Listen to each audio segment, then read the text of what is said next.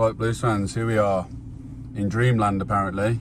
We've scored 8 goals in 2 games, another 4-0 win, this time against Millwall at home. Fucking getting another 3 points on the board, which is the main thing.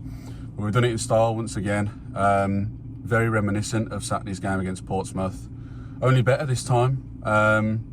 Just before we get into the game, obviously, as you notice, guys, again, we're playing roulette. There's only 2 Blue Boys this time. Once again, Dan couldn't make it tonight, but due to family commitments. So I think he'll be back on the Norwich game when after the international. Straight off the bat, for me, man of the match, Tommy Doyle. Absolutely top class he was tonight. He won his second balls every time he got it. 1-2 touch out of his feet, pinging it wide, pinging it into the 10. Always looking to drive us forward. Straight on the front foot, and he was absolutely top class tonight, and nobody was poor. Obviously it was another game where everybody was absolutely quality once again. Millwall again, you know, I expected a bit more tonight, but it wasn't the Millwall that we've seen with recent games and the form they've got. I know they had their winger out as well, and there's a fullback as well, wasn't there, Dad, you were saying, which obviously would have contributed to their performance tonight. But we just looked like the team, you know, even after half an hour that was going to go on and take the points. You know, we looked full of fire again from that game on Saturday, and the momentum was really taking us. And just to cover some of the goals, you know, Paik Sung-ho with the first goal, you can tell we're playing with a bit of confidence, can't you, at the minute, because he brings it down, and we had an arrow eye view where we were in the cop. We got buried in the bottom left-hand corner of the goalkeeper. Second goal, really well worked, wasn't it? Yeah. So we have this thing where Dad gets up and says, right, I'm going for a piss, and we always score. And the amount of time, honestly guys, the amount of times that happened last season was unbelievable. So of course he gets up and goes and has a piss and a pint, and we score a second goal. So anytime we need a goal, just shoot us a message and say, Andy, fuck off to the toilets. Yeah. So, but you did see the second goal, didn't you? Yeah, I did. Well, I saw it on the screens, you know, after I'd gone to get something to eat after I'd been to the bog, and I thought, well, you know, nothing will happen now. But lo and behold, it does happen, doesn't it? Yeah, really, like, you know.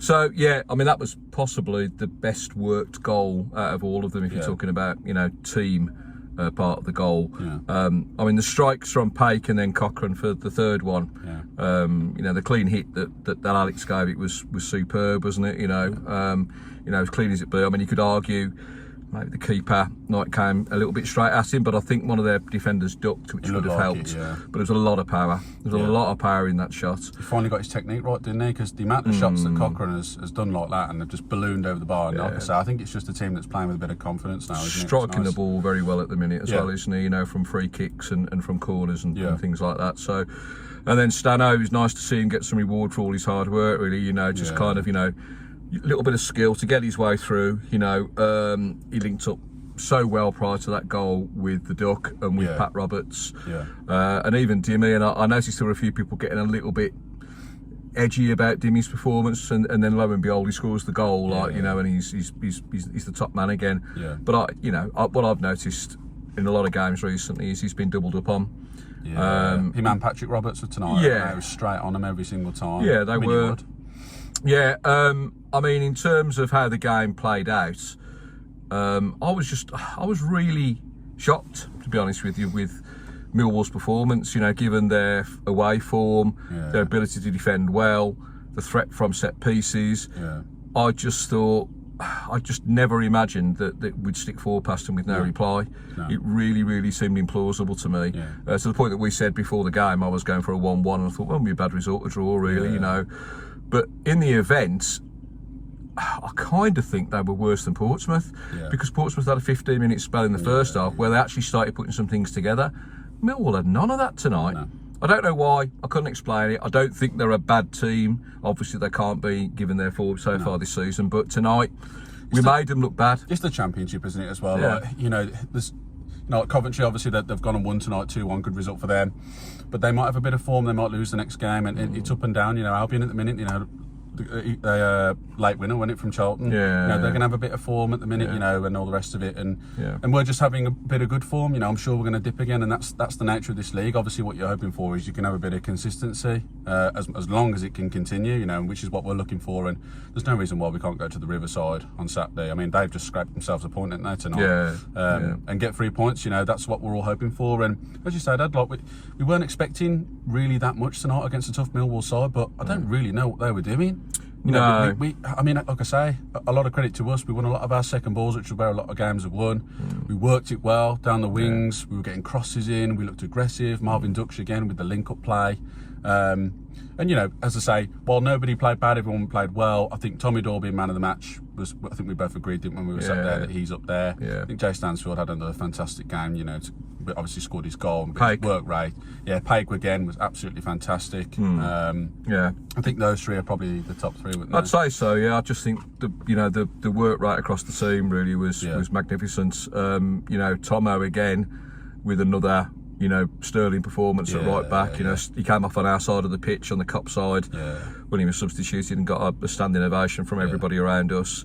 You know, just superb. And that kind of partnership in the centre of defence now is starting to really show dividends. You know, Neumann, probably one of his best games of the season tonight, actually, in a lot of ways.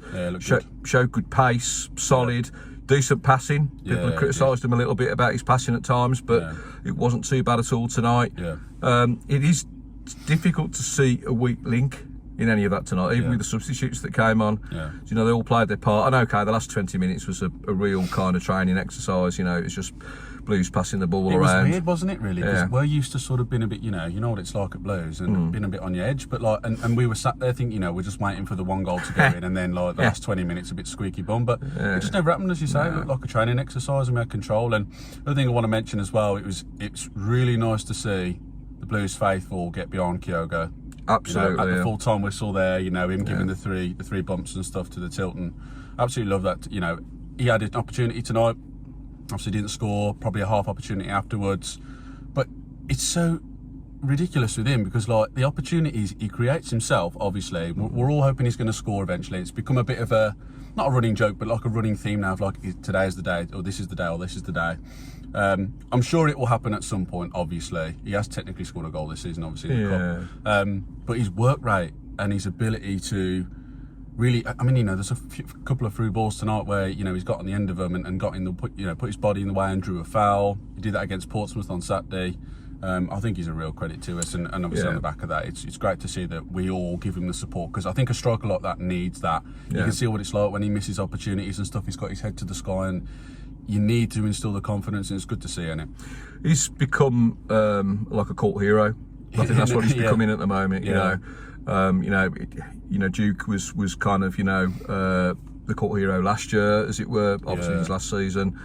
But Kyogo's, as you just said, the work rate, the intensity of how he plays when he comes on, how he's working for the team generally, not just for his own selfish means. He's missed opportunities, but he never stops trying to drive the team on from a forward position. And I think they all of us and all the players and all the staff really want to see that guy succeed because of the amount of endeavour that he puts into it. Strikers are measured by the goals in the end. That's number one. For example, Stano worked hard again tonight, but Stano scored. And he did create that himself. And that's what Kyogo needs to do now, just to kind of build on his burgeoning reputation as a cult hero. Now to become the real deal. It has to happen. And everybody wants him to do it. Everybody really does. And we're creating enough opportunities now, enough chances, where you start to think, maybe you should be starting. Well, maybe we should be seeing a run in the team. See, obviously we drove here tonight, and we were saying, weren't we, on the way, that, I mean, I've said this before as well, that I think he does need that run of games where he does start and he's in from the off, and he's the way that he is, because if you can have the best part of, let's just say 70 minutes, and he comes off at that point, maybe then, if he gets a goal or two, he's up and running. But it's difficult, isn't it, Dad? Because Stano won 6 or 7 now in all comps. It's difficult to take somebody out of a 9 that when they get an opportunity for themselves and they put it away in the top right corner, you can't really take somebody like that out. And that's unfortunately why that Kyogo has to make the most of his opportunities when he comes on for the last 20 minutes, half an hour of games. And obviously we all would have loved him to score in the last 2 games. If you're going to do it, you're going to do it in games where you won 4-0. It wasn't to be. We'll probably sell this and he'll go and score at the Riverside one on Saturday. Get the winner, yeah. That'd be absolutely quality. So it would. Yeah, it's I was saying to you when I on the way back to the car just now, I can't remember the last time that we won 2 home games in a row by a 4-goal margin. Yeah, let us know, guys, in the comments. Yeah, I'll be really interested. I'm sure somebody, you know, anybody dad's age or older, obviously, from our subscribers, let us know if you've ever, you know, recall, you know, the 2 results in a row like that. Yeah, it's very rare. You know, obviously we don't win. Blues don't win 4-0 that often anyway. You know, even last season when we were so dominant, that was quite a big scoreline for us. And the other thing is, which probably doesn't get mentioned really, is the clean sheet. Yeah, oh yeah. So we've now let 1 goal in 4 games. That's massive in this league. Now, it isn't an accident that Big Phil has been in the team during that period. Obviously, you got the winner at Preston as well. Yeah. But, you know, 1 goal in 4 games compared to what has been happening before that is just night and day. And maybe even Tomo in there as well, been at right back. Yeah. You know, surely that was, you know, because he tucks in quite a lot. Yeah, he does. In and out. You know, when we have the ball, he's bombing up the pitch as the overlap. Yeah. But yeah, maybe, I mean, those 2 have clearly made the difference there. Yeah. And 1 goal conceding in 4 games like that. I mean, there's not much to complain about. That's a bedrock for a successful team, isn't it? Absolutely. You know, because you've always got a chance. Yeah. And because of the creative players that we've got and who are starting to, you know, hit some form now. Yeah. You know, talk about Doyle and Roberts and people like that, you know, and obviously Dux as well coming in. Yeah. The more minutes they get, the more familiarity they build between each other, and the more kind of, you know, semi-psychic sign of understanding that they have amongst each other, you know. Yeah. And that's going to only grow if they can all stay fit. That's a big it's one, a long old season, and okay, it's good that the international break is coming up in a way. Although I hesitate. I mean, if we get a positive result on Saturday, you'd think, fuck, this is at the wrong time, really. You don't want it to end, do you? But that's is what it is. It's that's the same all round for everybody, isn't it? Yeah. But it's difficult to think of superlatives really to use tonight to describe that performance. You know, at both ends of the pitch. Yeah. You know, to be so kind of dominant in that. And I don't know, but I'm guessing that our possession probably wasn't even that high. I still think we probably had more possession, but I don't think it was that big. I reckon it was in the 60 something. It probably ended up there in the end. At the end of the first half, we had 51. I believe. Don't quote me on that, but I think it was around that.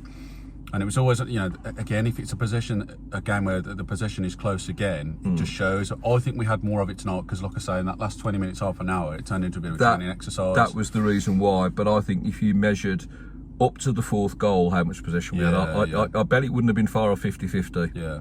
Yeah. We only had the ball at the end because it was like, well, Millwall have decided to conserve their energy. They're not going to come back, take a few players off for Saturday and just let us have the ball, you know. So I'd be intrigued to see, but you know, we've been effective with what we've had, and that's the important thing. Fair play to any Millwall fans as well, by the way, that stuck it at the end, because I don't know, there must have been 100 of them, something like that. So fair play to you. I don't think they took that many tonight. If any Millwall fans are in the comments, let us know how many you took. It looked like from where we were, there was no more than like 1,200. No, I mean, I will give everybody credit tonight for turning up, you know, because the weather's been absolutely abysmal. Yeah, we're fucking. And if you're coming from, like, you know, from South East London, it's like that's a long journey. So I'll give credit to them generally as the people that turned up for them.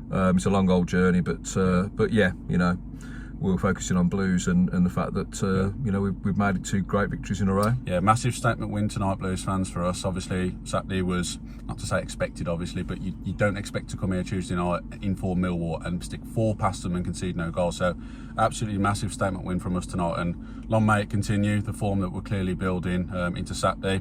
So yeah, as always, Blues fans, let us know your comments on tonight's game. I think we should have put 5. Maybe 6, I don't know, who knows. Yeah, disappointing that, isn't it, really? Yeah, should have been 5. You even said at the end, didn't you? That's about it. And then obviously let us know what your predictions for Saturday when we go to the Riverside. We never typically do that well there in recent years, over the last 5, 6, 7 seasons.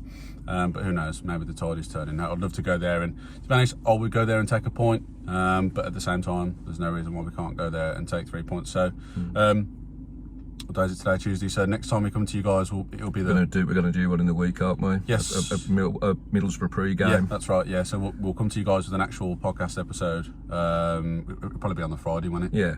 And then obviously we'll do the post-match when we play Middlesbrough at the Riverside. So yep, massive win tonight. Let us know what you guys think, and we will catch you all on Friday evening, lunchtime-ish. So keep right on, and we will see you all very soon. Keep right on. Keep right on.